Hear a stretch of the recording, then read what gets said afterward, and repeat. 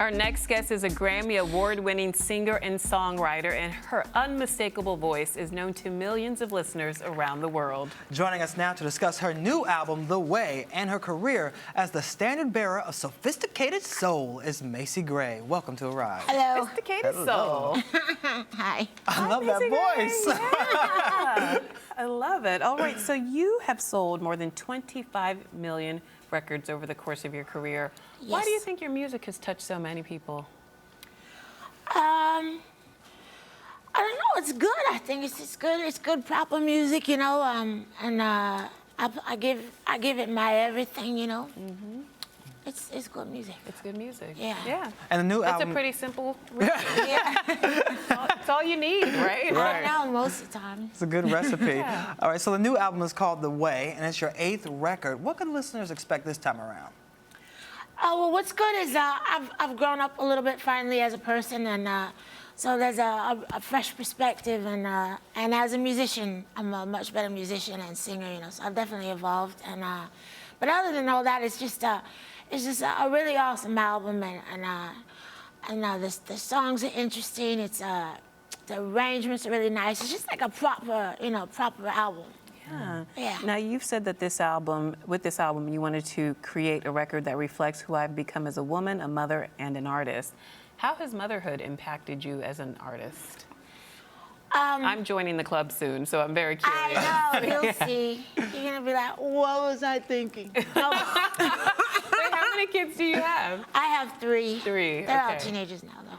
But well, the thing about having kids is it changes everything. You know, it changes. You know, what you eat, how often you eat, what you do all day, what you think about. You know, your priorities totally flip, and that kind of flows into your career. You know, whatever you do for a living. And if you're an artist, it definitely. You know, you get inspired by different things in different ways. You start to care about different things. So when you start writing about those kind of things. Even if you're not writing about your kids, you just have a different perspective on love, relationships. You know, they definitely affect who you hang out with. Really? Oh, absolutely. How do you think you've evolved as a person over the years? It's just a matter of, you know, growing up and learning from your mistakes and because, you know, you can learn from your mistakes and still do the mistakes. So it's just that point when you finally figure out that was a mistake, so stop doing it. That again. Yeah, and that's when you finally make a little progress. Well, what do your 3 teenagers think of Mom's fame? Oh, they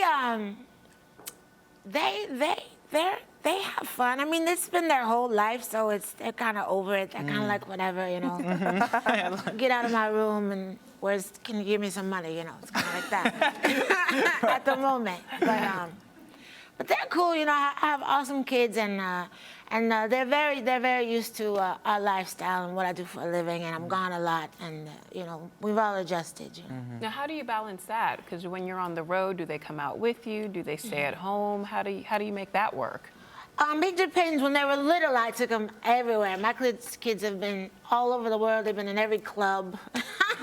They've been in strip clubs. Whoa! No, because, you know, I'd go and then I'd have, like, somebody babysit up In the kids' back? room. Yeah. Okay. Okay. Because I was so afraid to leave them with someone, you know, except for my mom, for a long time. So for a long time, my kids did whatever I did, which wasn't always good. But so they toured me quite a bit. But now that they're older, you know, they're teenagers. They have their own lives, and you know, they're a lot more independent now. So they don't go out with me as much.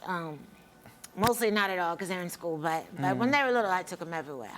What if they followed in Mommy's footsteps and became musicians themselves? Would you be okay with that, or would you warn them against the industry? No, I don't.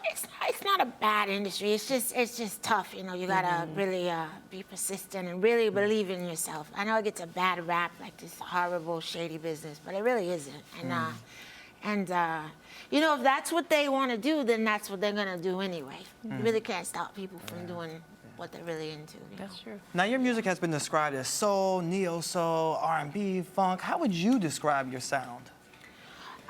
It's a lot of things because I was lucky. I've had a ton of influences, and so it's all those things. It's hard to put it into one category. You know, I don't really believe in categories, but But it's all kind of stuff, really, if that's categorized. If that- Melting pot of everything. Yeah. It's like a gumbo. Yeah, it's a gumbo music. That's what I do. All right. We have to talk about your voice. It's Okay. beautiful, smoky, Thank raspy, you. so distinct. No one sounds like you, even though you've been compared to people like Billie Holiday and Tina Turner over the years. When did you realize that your voice was this unique, and what did music executives make of it initially?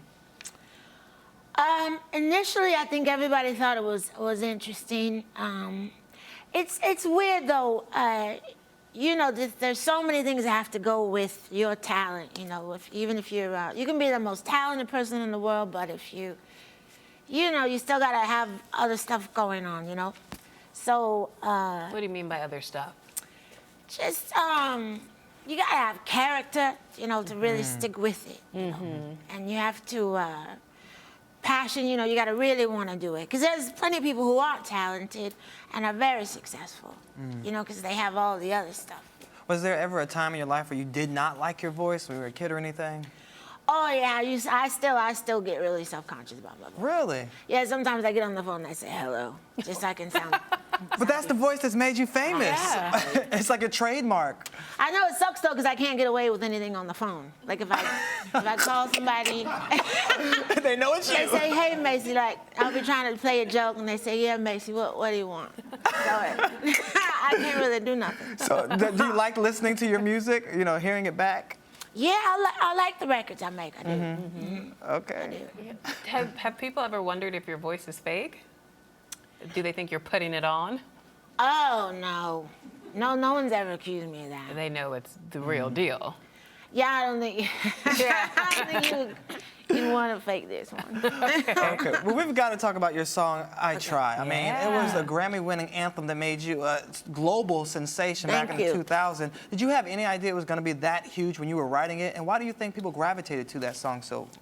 Oh, no, I didn't suspect all that success at all. In fact, I didn't agree with my label when they wanted to put it out. I thought they should have put out a different song. Really? Yeah. Huh. So it was a nice surprise, you know, and it's really awesome to, you know, we're on tour now, and every time we play the song, everybody still knows the words, you know, they still scream when it comes on, and I still hear it on the radio. So it's cool to have something that, you know, to make something that lasts, you know, that's what's cool when you can do something that goes through different generations and stuff. You're really honest and forthcoming in your lyrics as well as your interviews, and you've talked about a host of things that you've had to overcome. You've even spoken about bipolar disorder. Why have you decided to be so open with your fans? I just think it's you know, it's cool to present yourself as perfect, but it's so much work, you know, to put on all that, you know, for people. So it's laziness, really. It's easier just to tell them what's really going on then start making up stuff, you know, and then you forget what you made up, and then you're really in trouble. Yeah. Yeah. It's easier to just be honest. It's so hard to maintain a facade or a lie. Yeah. Yeah, for me, I mean, some people do it very well. It just never went well with me, that's all. Besides being People appreciate it. So Oh, thank you. Yeah, and besides being an accomplished singer, you're also an accomplished actress. You've been in Idlewild, Trading Day, I mean, tons of movies. Why did you decide to make that leap into acting? And was the transition difficult for you? Oh, yeah, it was. It really fell in my lap. Antoine Fuqua approached me about Training Day, and I really had no plans on acting, and for some reason he thought I could do it, and I went for it, and then after that I started getting other offers, and then not till really after Idlewild that I really fell in love with acting and the idea of making movies. You know? How have you enjoyed life on the big screen? It's good. It's a lot of fun. It's a whole different challenge than music, so it keeps me, you know, it keeps me up and you know, keeps me learning things, you know. So I like it. I like creating a character, and it's very collaborative. You know, there's 100,000 people on set with you, and they do things that you never thought could be done, you know. Like what, for example? I don't know, just like the stuff they make, and I don't know, like when you can make fire and put rain. It's not even raining. Special effects stuff, right? Do you Yeah. have a dream role, Macy Gray? Is there a part that you would die to play? Let me see. You mean like a famous person, like a... Anything. Anything. Yeah. Oh, anything? Yeah. I want to do a musical. I really love musicals. I want to do that one day, but I don't have any plans yet to do it yet. All Yeah. right. Well, thank you so much for Thank dropping by you. and hanging out with us for a while. Thank you so much. Thank you, Miss Macy Gray. All right. And you're watching Rise Entertainment 360.